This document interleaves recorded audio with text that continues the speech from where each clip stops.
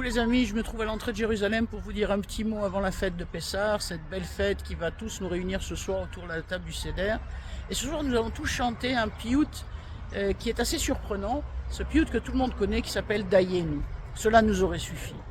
C'est plutôt un concept qui va à l'encontre de la nature du juif. Pourquoi? Parce que premièrement, on sait bien que notre nature c'est de nous dépasser. C'est-à-dire que aujourd'hui doit être meilleur qu'hier et demain, bien entendu, devra être meilleur qu'aujourd'hui. Et puis surtout aussi, comment pouvoir dire Daï, ça suffit, après que Akadosh Baruch Hu nous ait donné un miracle ou une bracha. C'est pas du tout quelque chose qui est facile à admettre et à comprendre. Et en fait, ce qu'il faut, c'est peut-être changer la manière dont on doit le lire. Si vous lisez Dayenu avec un point final à la fin de chaque phrase, alors oui, Dieu nous donne un miracle, Dieu nous fait une bracha, Dieu nous fait une tova, et je mets un point, ça suffit. Or, si vous lisez chaque phrase avec un point d'interrogation, alors là, c'est surprenant, et là, c'est une véritable lecture qui va vers la liberté. Dieu nous donne une bracha, Dayenu, cela nous suffit? Non, point d'interrogation. Et à ce moment-là, on passe à l'étape supérieure et on va réussir à gravir les 15 marches de ce beau piout, de cette belle élévation. Et en fait, c'est ça que je suis venu vous dire aujourd'hui. Est-ce que tout ce que vous faites sera suffisant?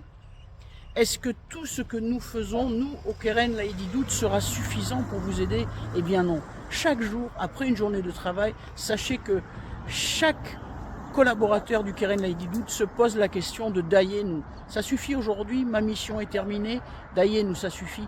Non. Chaque collaborateur du Keren Laïdidout met un point d'interrogation à la fin de sa journée. Non, demain, Odiotertov, demain, je continuerai à aider et à aider. Et pourquoi on arrive à avoir ce concept-là qui est complètement à l'inverse de ce Dayenu? Eh bien tout simplement parce que les Olim le rendent bien, parce que les Olim aussi, eux, ont dit Dayenu.